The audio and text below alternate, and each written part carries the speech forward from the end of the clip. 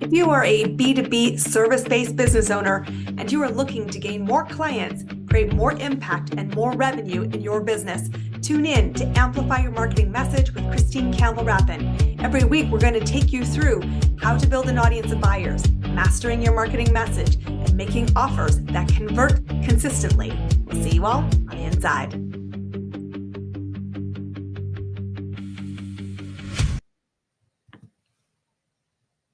Do you remember the film, He's Just Not That Into You?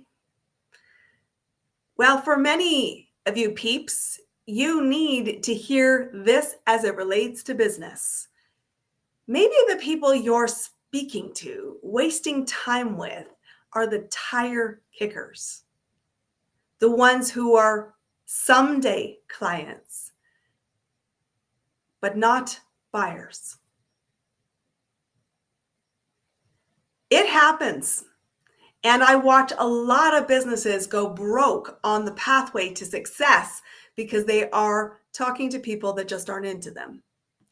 And they are using hope as a business strategy. I hope that if I can educate, convince, inspire, that this will change. It's admirable. And it's how they go broke.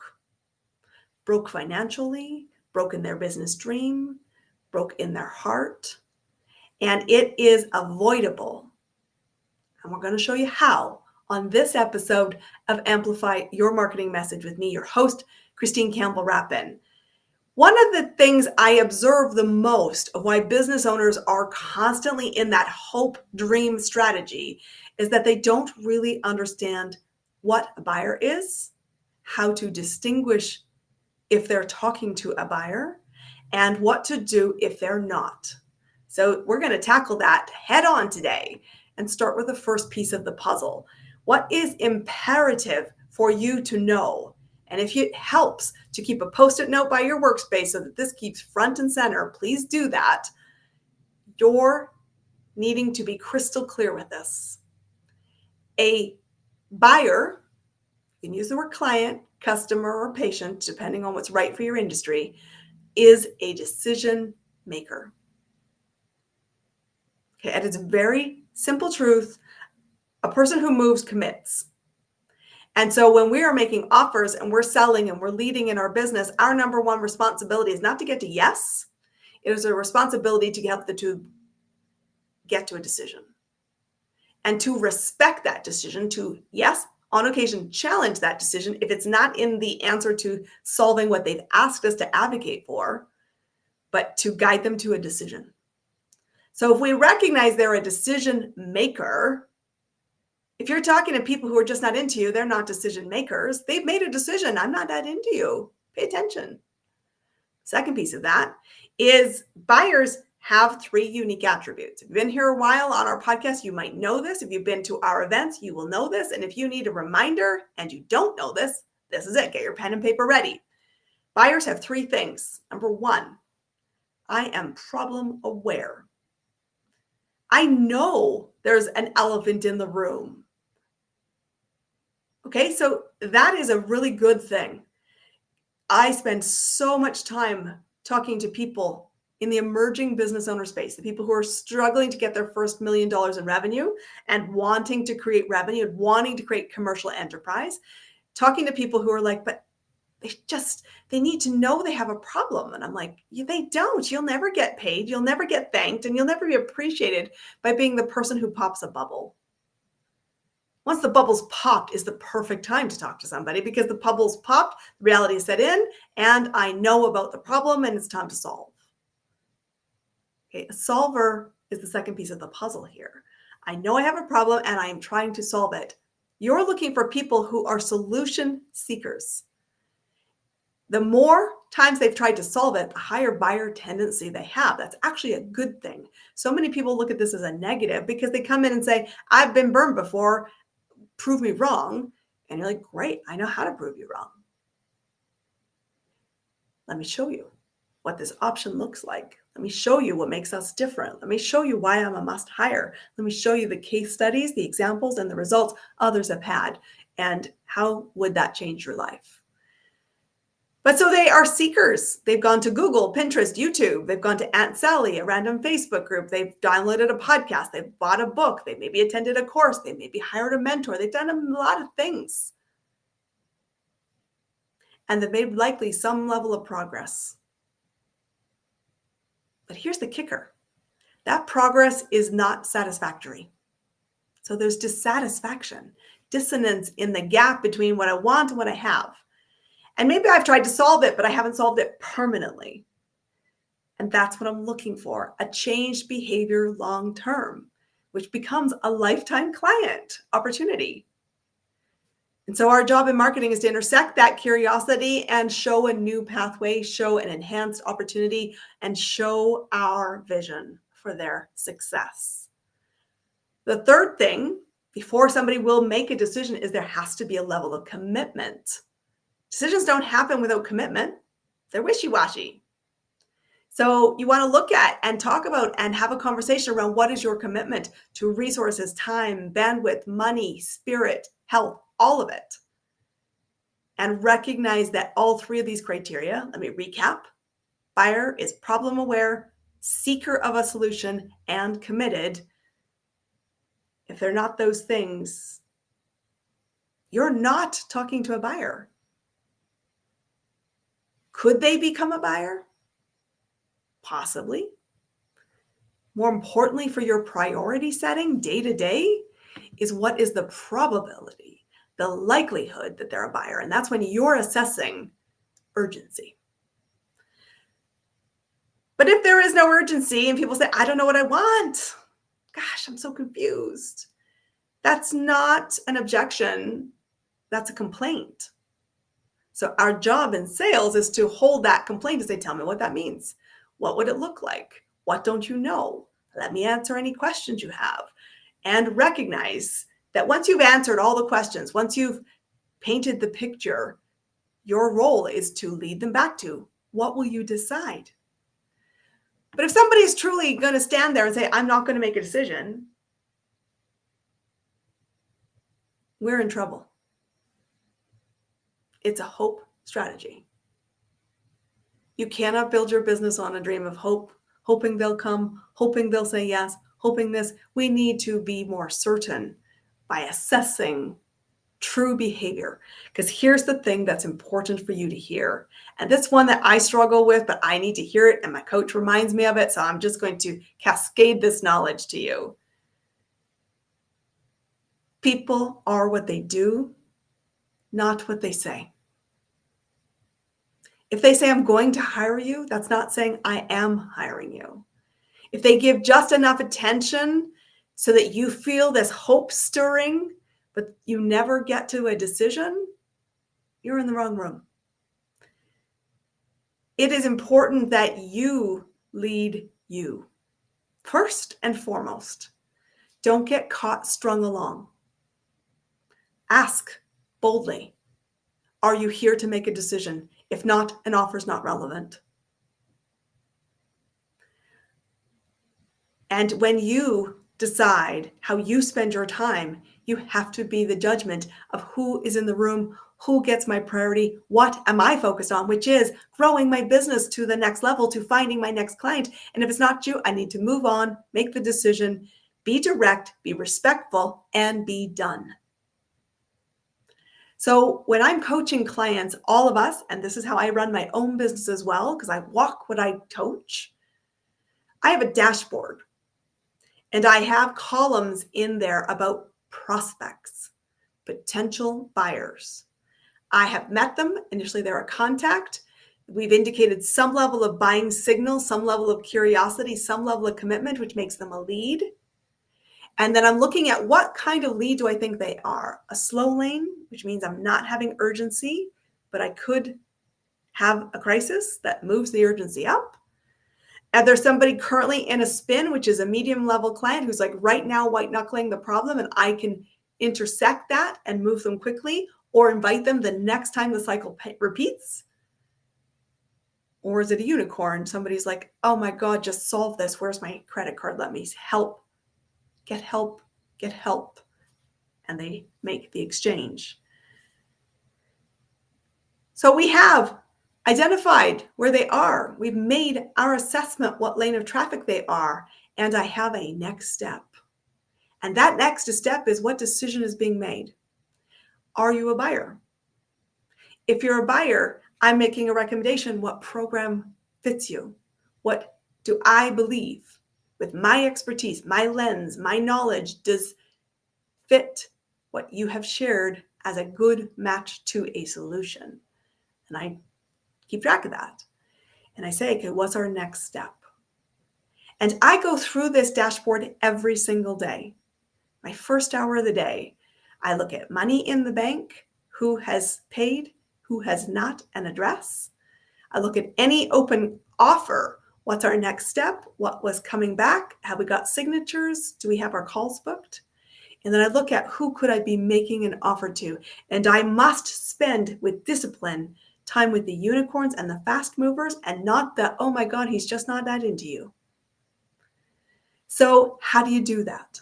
How do you actually follow up? Because you've heard this phrase, I'm sure, the fortune is in the follow-up. You need to remember that silence isn't an indicator of lack of decision-making. It's just silence. And there's a million things going on for another human being, just as there's a million things on your plate as a business owner. So the first thing I do is follow up. And that is about having a cadence, having an understanding of how often I will follow up. If offers are hot, we follow up more frequently in short duration because decisions age badly. We get distracted. We think, oh, it's not so bad. Oh, will you do it? Until the next crisis rolls around. And I got to be observant of the next crisis because I could go back into urgency, back into solving. But if somebody is in silence, that cadence slows down. I need to make sure I'm tracking when was the last time I reached out? What kind of reach out was it? And no, please don't make them all, hey, I'm following up. Did you want? Can you do that once? Yes. Should it be the only thing you do? No. But we track because here's what's happening while you're doing a million things, so are they. And you think, oh, it was just last week I spoke to them. And if you looked into your tracker, whether that is a simple spreadsheet or a formal CRM, customer relationship management software, what you realize is, oh my gosh, that was 5 months ago. Still a lead, still an opportunity to pick back up and follow up and say, have you solved that problem? If not, I invite you to this resource, this event, this experience, and let's start solving. Do you want to make that decision? And the third thing I will say is in your follow-up, please don't automate all of this. People do business with people, and when they have not met their own expectations of finding a solution, it's sensitive. It's easy to get the tone wrong. It's better to do this human. And if you don't have the discipline to humanly follow up with people you want to serve, what the heck are you doing in your business? Because business is a human game. Human capital, human sourced, human impact. So number one, we follow up. Number two, we don't chase. People are what they do, not what they say they will do. If somebody says, I will take action, and they don't, you need to trust them the first time that is a real response. It was a decision on their part. So you want to be clear that you're not chasing. You are inviting in many ways, but you don't chase. You have boundaries. You are looking for people who are committed to solving a problem because that's what a buyer does. Committed to solving a problem that's known, curious, know the gap, and I'm committed. And when they have just simply not engaged, you close the door. What I mean by that is you adjust your CRM, you release attachment, and you keep moving. I will tell you that we will follow up and engage, but never chase people as long as they choose to stay in our ecosystem.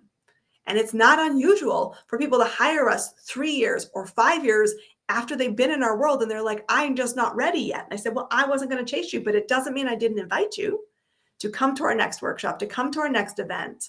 And I'm constantly talking about this idea that what we do is solve the problem you say you want to solve. But I'm not living in a hope strategy. I'm living based on what I observe is happening. And the third thing is if you've made the commitment to be done with a prospect, for whatever reason, maybe you have seen something that you feel you are in gross misalignment on your values, then be done. And what I mean by that is remove them from your CRM. Don't follow them on social media. Don't get caught back into the spinning hope strategy. Be firm, that's not my person, and move on. And while I tell you this factual way to run a business, you have to be clear you're looking for buyers. You have to be clear what a buyer is. You have to decide, be direct, be respectful, and manage the business like a business to be rewarded like a business and make decisions yourself. But we are human. And I want to tell you a story before we wrap our episode today of where I got caught in my own messy lack of decisions about a prospect. This is somebody who really led me, and I bought into a hope strategy. Somebody who's known to me, somebody who has a known problem, who meets the criteria of a buyer and has come into having one-to-one meetings with me. I made them a proposal and didn't get clear enough that this was a decision-making moment. And then I started to chase. But you said you wanted this, but their actions and their words were not congruent. They were not aligned. They were disconnected. And I kept chasing, inviting them to the next thing in my follow-up. They would keep teasing me saying, yep, I want that. And we got to the point where when I had made another offer, I was frustrated by the response and thought, if you can't commit to this, you won't commit to the other thing. I'm in delusion. So I had to get clear, set a boundary, remove them from my system, and get told by an outside external mentor of mine, you are chasing the wrong people. You actually don't want that person, and your ego is caught into this hope strategy. Pay attention, get out. And I had to tell you, it was very hard to hear, and it was accurate. And so I made the decision. And guess what happened immediately after I stopped chasing the person who wasn't into my services? I freed up space to find somebody who was. And within a week, I had 5 new clients. And I thought, wow, stop chasing the people that are just not that into you. Invest your energy into finding people who move towards you, who actions matter, and be clear in your process that it is up to you to lead, set the boundaries, be direct, be respectful, be done, and do the work. Because you will always be in this cycle. Client growth takes energy, effort, and focus. If you want it to be predictable, get off zero every single day. You do not control when somebody says yes, but you do control how you show up, how often you show up, and how you lead. And if this hits home, I want you to come and explore what it's like to work with us. Because having somebody see outside and help you course correct is how I got out of that story quickly. It was a very, very smart investment to have somebody see that for me. So you can go to ChristineCampbellRappin.com.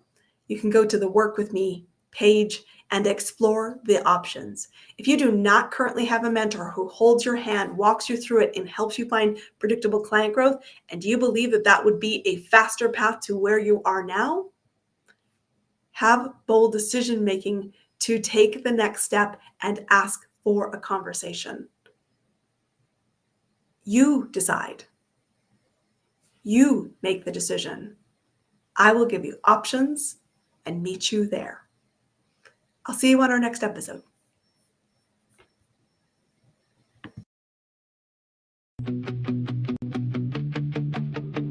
That's that's a wrap on another amazing episode of Amplify Your Marketing Message with me, your host, Christine Campbell-Rapin. Be sure to subscribe on your favorite podcast platform so you don't miss another great episode. And be sure to visit christinecampbellrapin.com/podcast to get a free resource on how to master your marketing message. We'll see you all on our next episode.